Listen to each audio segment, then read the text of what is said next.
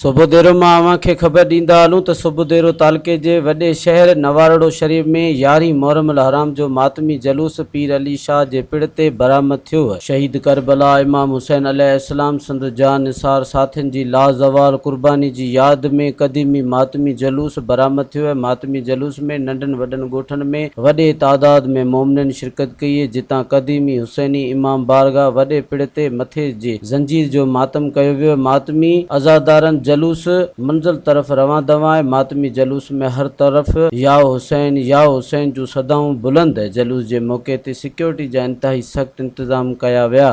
मज़ीद ख़बरनि ऐं तफ़सीलात लाइ विज़िट कयो असांजी वेबसाइट www.awamiNewsHD.com ऐं ॾिसंदा रहो अवामी न्यूज़ HD।